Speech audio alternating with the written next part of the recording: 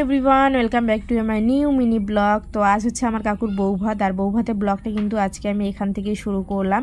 এর আগে জল ভরতে যাওয়া, বিয়ে, কোণে আনা সবটাই আমি তোমাদের সাথে ব্লগে শেয়ার করেছিলাম। যারা দেখেছো তারা তো দেখেছোই, যারা দেখোনি তারা ঝটপট গিয়ে দেখে আসো। তো এখন বাজে রাত 10:30। এখন আমরা দেখো রেডি হয়ে নিয়ে বাড়ির মানে সবাই মিলে এখন ঢুকবো হচ্ছে বৌভাত বাড়িতে। ভাবা যায়, একদম বাড়ির পাশে বাড়ি। এখন 10:30টার দিকে আমরা বৌভাত বাড়িতে ঢুকছি। তো যাই হোক, কিছু করার নেই। মাকে, বুনুকে, দিদিকে আজকে সবাইকে আমি শাড়ি পরিয়েছি, ওই জন্য সবার লেট হয়ে গেছে। তো যাই হোক, এখন সোজা চলে এসে আগে কাকিমণিকে গিফটটা দিয়ে দিলাম। গিফটটা দিয়ে ওখানে আর থাকা যাচ্ছিল না, এত গরম।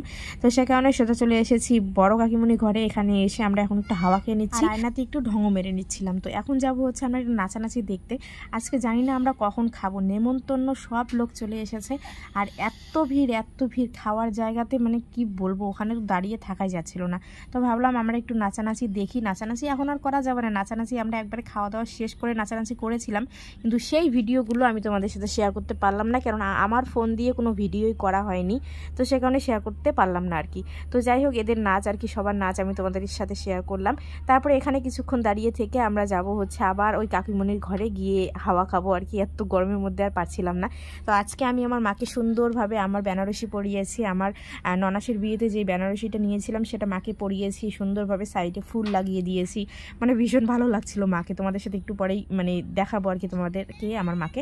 তো এই যে দেখো, আমরা খাওয়ার টেবিলে বসে আছি। খাওয়া হতে না হতেই সবাই এসে দাঁড়িয়ে আছে।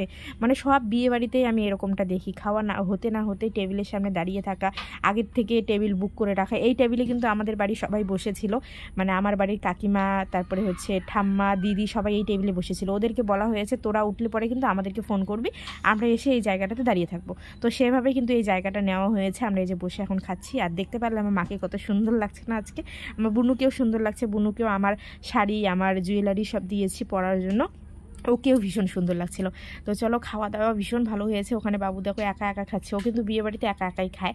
তো এখন হচ্ছে এটা হচ্ছে বিয়ের দিনের না, বৌভাতের দিন পরের দিন, তার পরের দিনের ব্লগ না ভিডিও।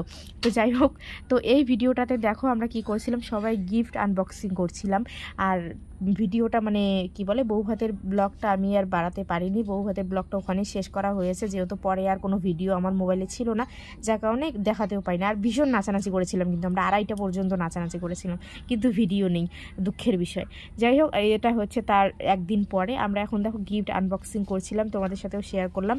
আর আজকে কিন্তু এদের বাড়িতে আমি রান্না করেছি প্রায় 30 জনের রান্নাবান্না। যদি তোমাদের সাথে শেয়ার করতে পারতাম, আমার মানে খুব ভালো লাগতো আর কি। এতজনের রান্নাবান্না আমি প্রথমবার করেছি, খুব ভালো লাগতো, কিন্তু ভিডিও করা হয়নি, কেননা আমারও একটু মন মেজাজ ভালো ছিল না, তার মধ্যে মানে ভিডিও করার কোনো এনার্জি ছিল না আর কি, যার কারণে করা হয়নি।